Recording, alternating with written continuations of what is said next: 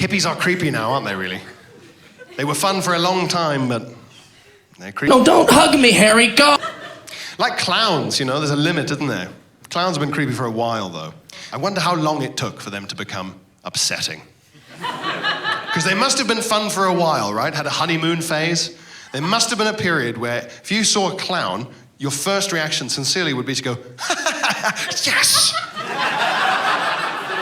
Yes! It's one of the funnest men. It's one of the men who's only fun. Look, look, look. And then it would have for a while, what was it, 20 years, 30 years, they started to go, oh, they're quite odd people, actually. And in their private lives, they're actually, they would have been shocking at the time. You would have said, hey, you see that guy who's a clown? Yeah. Actually, in his private life, he's quite sad and sort of troubled and odd. And it's quite serious, really, when he's not all done up or when he's off stage. He's actually quite troubled. You go, what? No. Not the clown. He's one of the funnest men. Now, these days, if I said to you, you see that clown over there? Well, in his private life, he's actually quite weird and troubled, and he takes this all very seriously. He'd be like, yeah, I know what a clown is. Yeah, I know, it's a clown. He's weird. That's happened with hippies for a while. Hippies were, oh, fun, and then Charles Manson, the ultimate creepy hippie. Charles Manson probably put the old nail in the coffin there. For the hippies. And in hindsight, it seems naive, doesn't it? That there was a point where someone had to say, hey, you guys know that big social movement where much older, more charismatic men, they take groups of very young women who've often run away from home and dropped out of school, and they take them in a big group, and they take them far away from where they live with no documentation or money or ID, and they have to go live in the wilderness, and he feeds them drugs. Well, there's been something untoward going on. People would have been like, aww. Charles Manson was the head of a fascist hippie death cult called the Manson family, and he convinced his followers that if they all went out and conducted a series of high-profile, brutal slayings of Hollywood celebrities, that would trigger a race war that destroyed the earth. And after that, the Manson family would rule the world. He was not clear on the details. He was an ideas man. A real blue sky thinker, Charles Manson.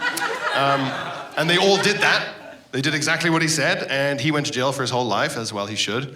And then, mid-trial, Charles Manson got a big old swastika tattooed right fucking there. Be with you and no swastika, which for me at that point is overkill. It doesn't need that as well, does it?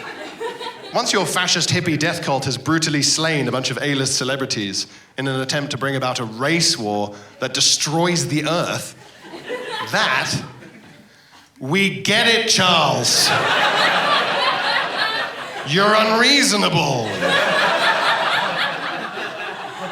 Over-egging it a little here.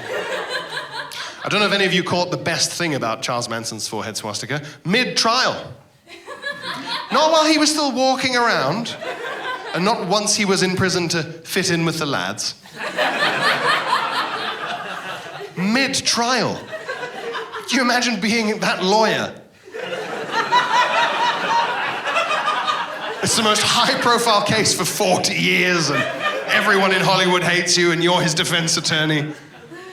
And he's in pre-trial detention. Now, Charles, we've had the initial hearings. I think, if we're lucky, you didn't do any of the murders yourself. So it's just your followers. So if we're lucky, we can convince everyone it's all just a big misunderstanding.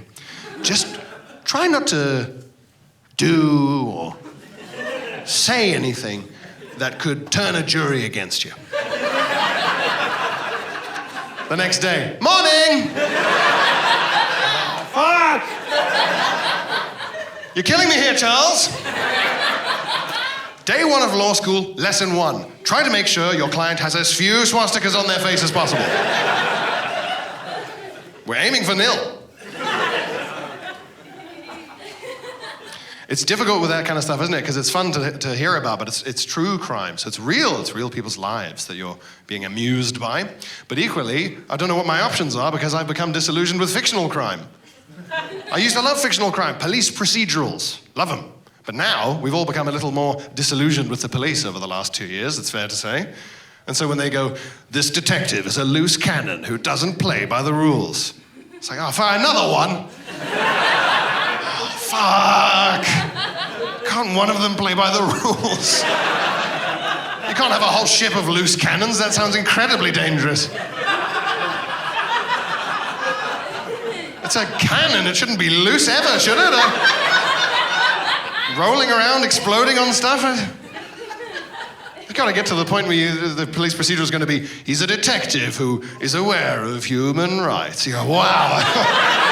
Wow. And it's set in America. Wow. Who knew it was even possible? And you get disillusioned with a lot of stuff about the whole idea of prison. I think like Charles Manson, Yorkshire Ripper, a certain level of person who's dangerous, they should be in jail, poke their brain for science until they die. Fine. But what I'm talking about here is what I call the little scrote category. Little scrotes. Fights in nightclub, low-level weed dealing, phone snatching little scrotes, right? I don't think putting them in prison particularly helps, because if you say to them, hey, you're a little scrote, you keep fucking up. So what we're going to do is we're going to lock you in a little room with a sex criminal for like 5 years. Hopefully that'll calm you down. And when you pop out, you'll be productive and ambitious. You'll have somehow picked up skills. We're not going to teach them. But hopefully in there you'll somehow... what they've done is, the little scrotes, I mean, they've failed at being in society, haven't they? Society has a set of rules and expectations. They have failed to abide by those rules and meet those expectations. So they must be removed from society. That's our solution. But it wouldn't work with maths, would it? That system. Young man, you have failed at maths. And as a result, for the next 5 to 8 years of your natural life, I sentence you to be banned from maths. And at the end of that period, sir, you had better fucking be good at maths.